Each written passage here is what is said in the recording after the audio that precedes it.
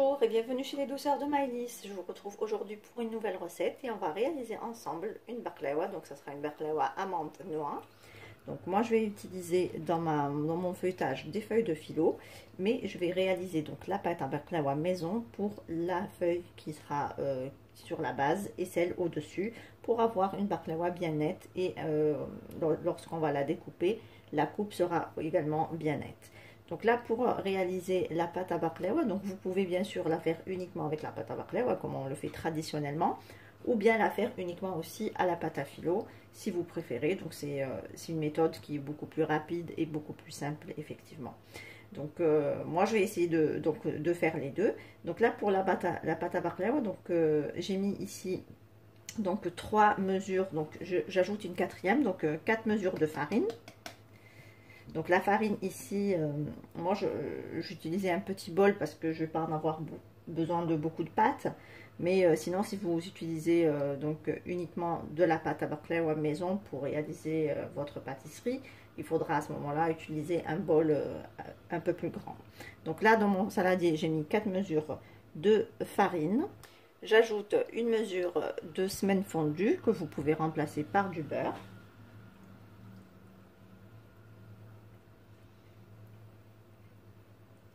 Donc un peu comme avec le macroud, on va venir donc bien enduire notre farine de matière grasse.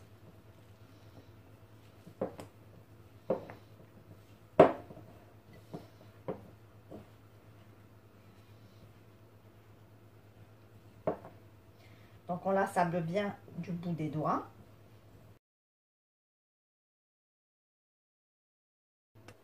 Donc, après avoir bien travaillé donc la farine avec le beurre, je vais ajouter la moitié d'une cuillère à café de sel. Et je vais donc venir ramasser ma pâte avec de l'eau. J'ajoute l'eau au fur et à mesure jusqu'à l'obtention d'une bonne consistance.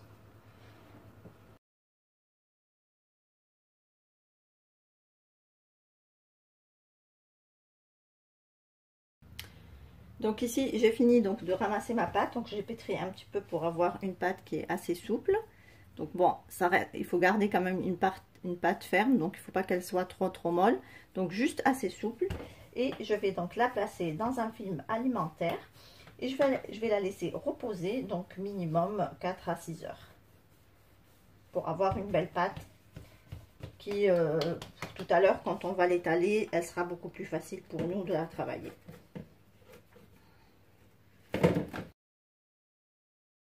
Là, on va passer à la préparation de la farce de notre baklawa. Donc moi, je vais faire une baklawa aux amandes et aux noix.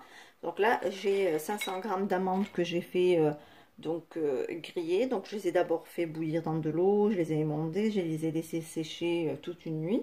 Ensuite, je les ai passées au four quelques minutes juste pour les faire dorer. Donc là, on va venir donc les hacher grossièrement.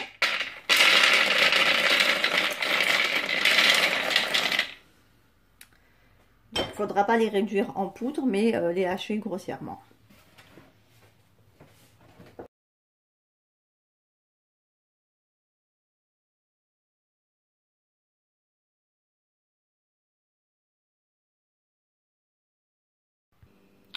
Voilà donc comment on hacher les amandes. Donc ni trop fin ni trop gros.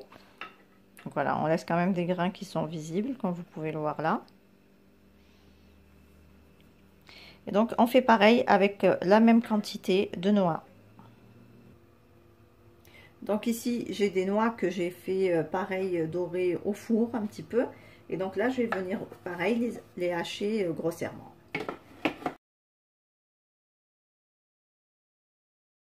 Donc voici ce que l'on obtient.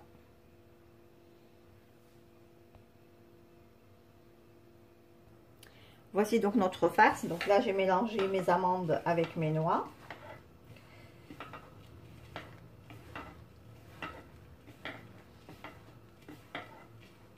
Alors moi j'ai fait donc 1 kg, donc 500 g de chaque pour en faire 1 kg. Puisque je vais utiliser un plat donc qui fait 34 cm de diamètre. Après, selon les plats que vous faites, si vous faites un plat beaucoup plus petit, voilà, vous pouvez à ce moment-là diviser les quantités par deux. Donc moi je vais essayer d'en faire, mais je pense que j'en ai fait un peu trop. Et de toutes les manières, si la farce reste, elle sera toujours utile. On fera avec autre chose. Voilà, on mélange bien donc les deux fruits secs ensemble.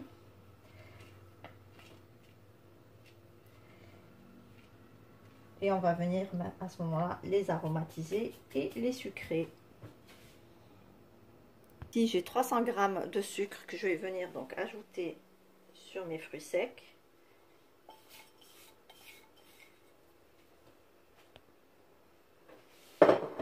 Et je vais mélanger le tout ensemble.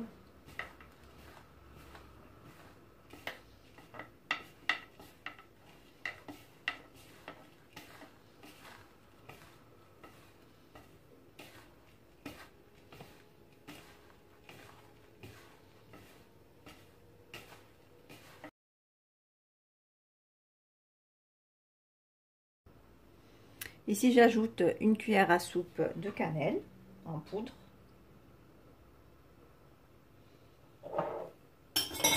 Pareil, je mélange pour que la cannelle se mélange bien avec le reste de fruits secs et de sucre.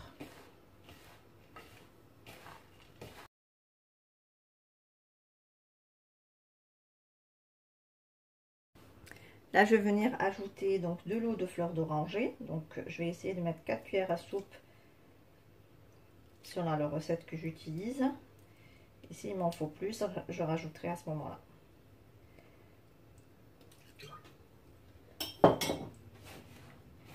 Donc, le but, c'est juste d'humidifier en fait la farce et ne pas non plus former une pâte. Hein.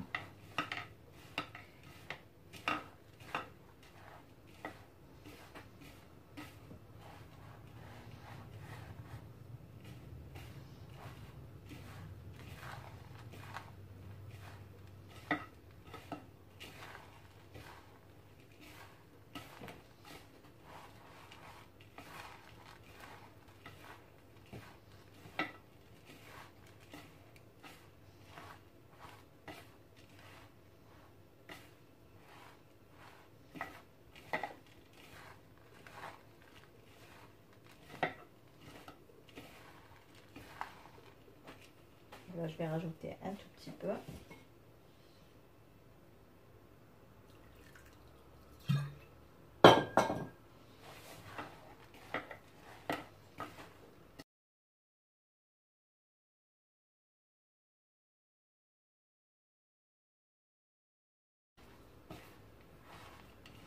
Voilà, donc là, ma farce, elle a vraiment la bonne consistance. Donc, tous mes fruits secs sont bien humidifiés avec la fleur d'oranger. Donc, on les travaille bien pour que le sucre adhère parfaitement, ainsi que la cannelle. Voilà, là, je vais laisser reposer un petit peu ma farce. Donc, vous pouvez l'utiliser tout de suite, hein, mais moi, je vais quand même la laisser un petit peu reposer, le temps que ma pâte finisse aussi de reposer tranquillement. Et on reviendra tout à l'heure pour donc le montage de notre baklawa.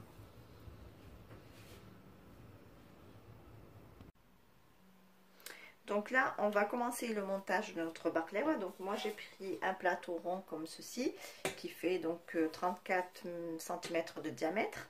Donc je vais d'abord venir le badigeonner avec du beurre ou du semen fondu.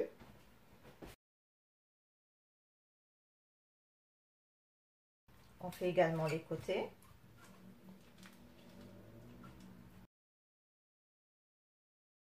Voilà. Et là, on va donc passer, on va étaler la première boule de pâte. Donc là, j'ai récupéré ma pâte qui a bien reposé au frais. Donc je vais venir la diviser en 3 boules, je pense. Ça va me faire 3. Parce qu'au départ, je voulais faire uniquement la base et le haut de la baklawa, mais peut-être que je pourrais faire une troisième que je mettrai donc au milieu. Donc, je récupère ma pâte. Je forme des petites boules.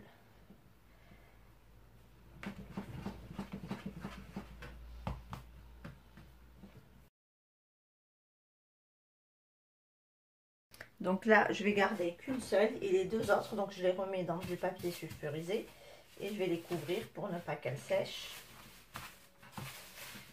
et on reviendra les utiliser plus tard.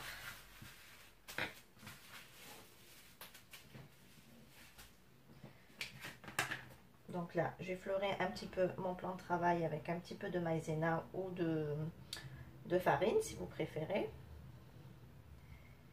Et je vais donc commencer à étaler ma pâte au rouleau.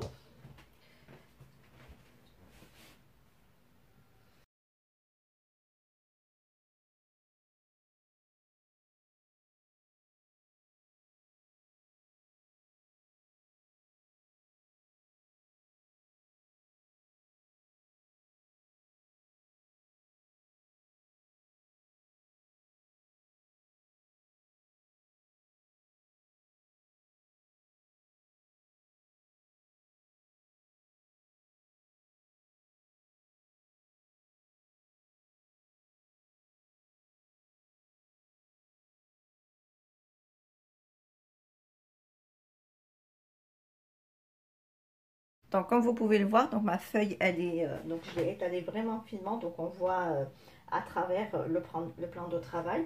Donc c'est donc l'épaisseur qu'il faut avoir. Donc il faut avoir vraiment une feuille qui est vraiment presque transparente. Donc là on va la récupérer délicatement et on va la déposer dans notre moule. Je vais la saupoudrer un petit peu de maïzena pour pouvoir la rouler sur mon rouleau sans qu'elle accroche.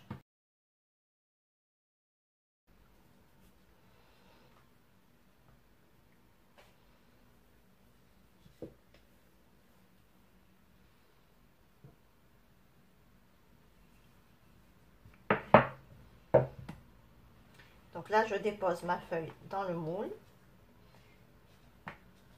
et je vais essayer donc de la faire glisser à l'intérieur en laissant bien entendu les bords assez élevés. Hein.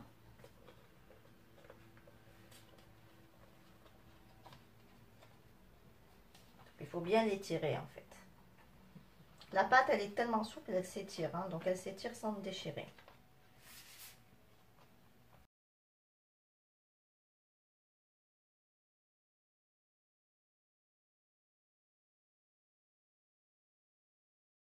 Voilà pour la première feuille.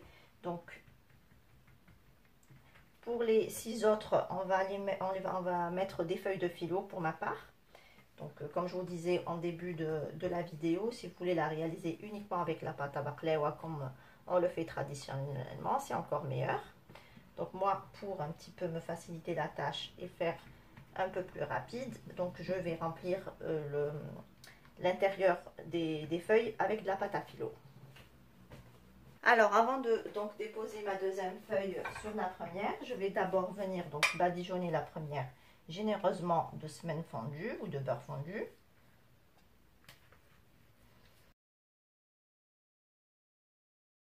Commencer par étaler ma pâte à filo. Donc là on va faire donc la base de la baklava, c'est 7 couches de pâte. Donc là j'en ai fait déjà une avec de la pâte maison et là je vais en faire 6 avec la pâte à filo. Et comme ma pâte à filo elle est de forme rectangulaire, donc je vais du coup utiliser une moitié de pâte de l'autre côté.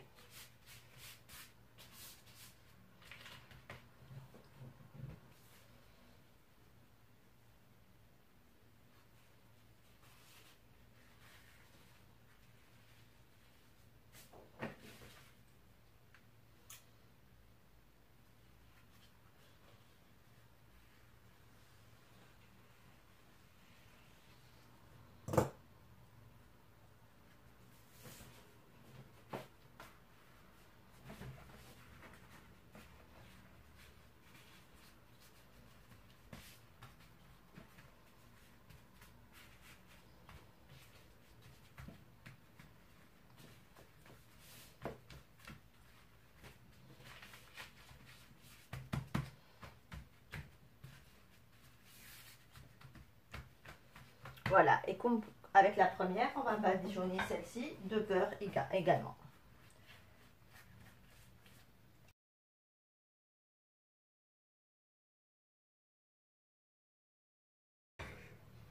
Et je vais donc recouvrir encore avec 5 feuilles. Donc j'avais mis une feuille de pâte maison, une feuille de pâte phyllo, pardon. Et là, je vais encore mettre 5. Donc, je vais superposer les 5 tout en badigeonnant entre chaque couche de pâte avec du beurre. Donc là, j'ai fini de superposer mes 7 feuilles. Donc, une première avec la pâte maison et 6 avec de la pâte à phyllo que j'ai bien donc beurré entre chaque couche. Et là, je vais venir donc déposer la moitié de ma farce. Je vais diviser ma farce en deux.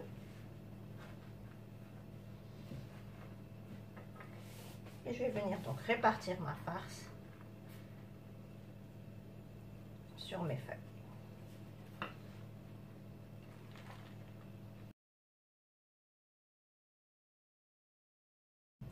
Donc je répartis bien pour avoir la même épaisseur de partout. Et je viens un tout petit peu tasser donc ma farce sur mes feuilles.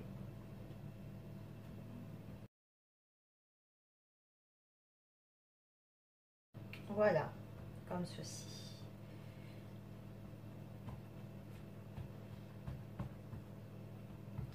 Donc une fois que j'ai mis bien ma farce donc sur les premières couches de pâte, donc là je vais étaler une deuxième boule de pâte que je vais venir couvrir avec ma farce. Voilà, donc là j'ai étalé ma deuxième boule de pâte, donc je récupère ma pâte et je vais venir donc la déposer sur ma farce.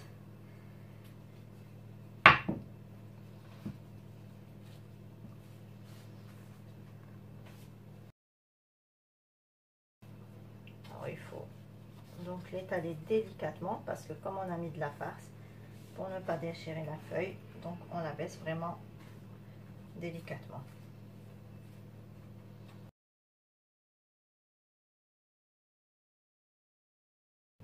Et on va venir donc la badigeonner de beurre.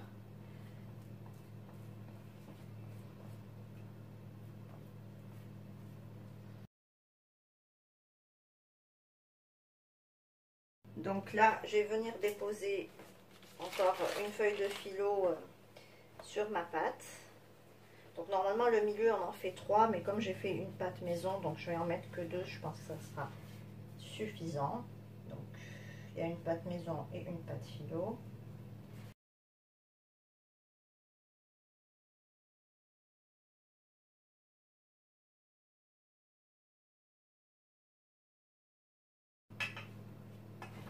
Et je vais donc la badigeonner de beurre, celle-ci aussi.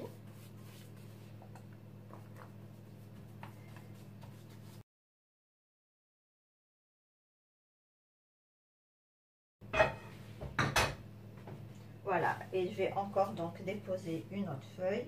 Non, pardon. Là, donc j'ai déposé mes 2 feuilles. Donc là, je vais venir donc remettre ma farce à l'intérieur. Donc là, je vais venir déposer ma farce, donc ma deuxième couche de farce sur mes feuilles.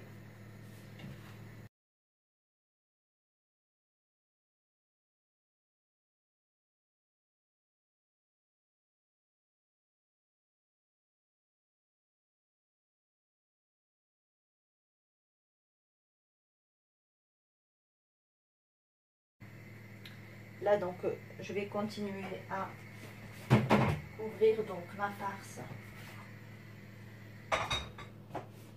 avec le reste de feuilles. Donc là on va déposer 6 feuilles de pâte phyllo et la dernière avec la pâte maison.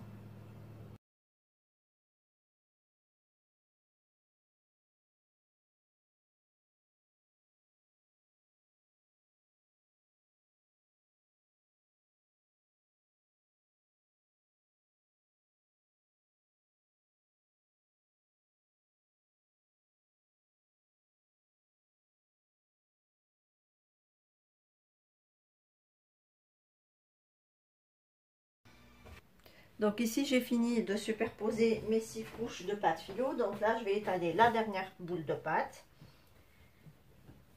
que je vais donc dresser au-dessus de ma baklawa.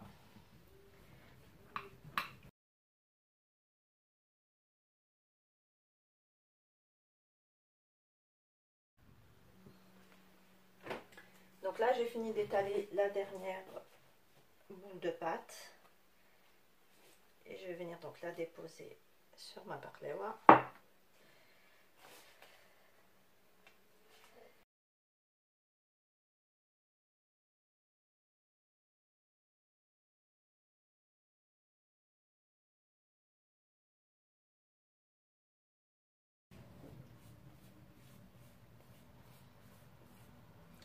Je badigeonne encore de beurre fondu.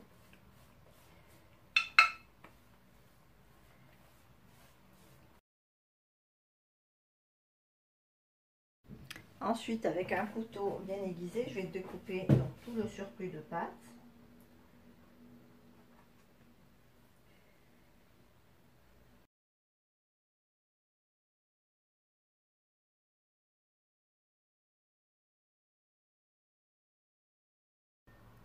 Voilà, donc là j'ai enlevé donc le surplus de pâte sur les côtés et là je vais venir découper donc ma baklava. Donc là je vais la découper en croix. Donc moi j'ai mesuré avec ma règle donc pour avoir exactement le bon centre. Et je vais donc venir découper .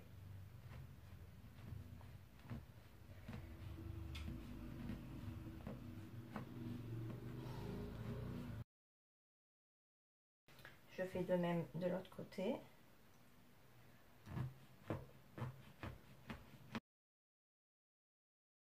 Ensuite, donc j'ai coupé d'abord la baklava en 4 et ensuite j'ai coupé encore au milieu pour faire une étoile.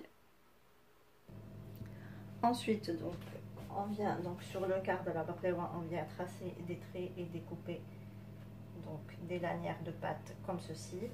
Et on va donc pareil découper dans le sens inverse pour avoir un beau losange.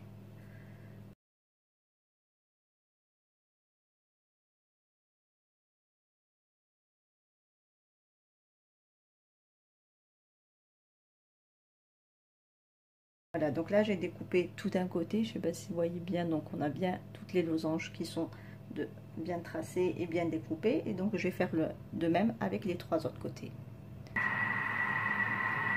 Voilà, donc là j'ai fini de tout découper ma baklava en losange. Donc là je vais venir mettre des amandes sur chaque losange pour bien tenir la feuille avec les farces.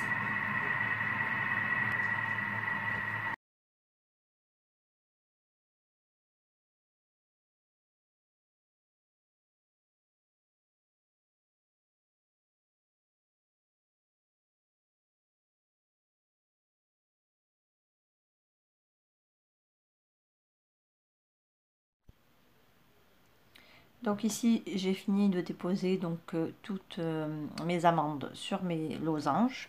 Donc là je vais encore badigeonner donc toute la surface de ma baklava avec du beurre ou du semaine fondu.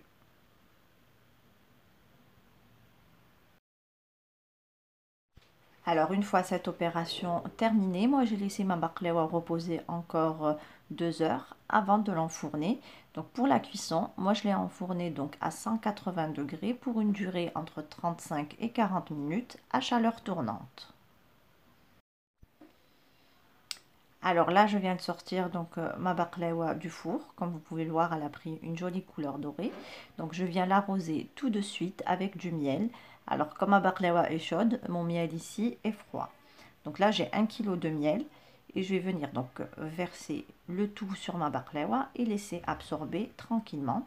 Donc après quelques minutes, la baklava elle va absorber toute la quantité de miel. Et je vais la laisser tranquillement refroidir et reposer toute une nuit avant de la découper.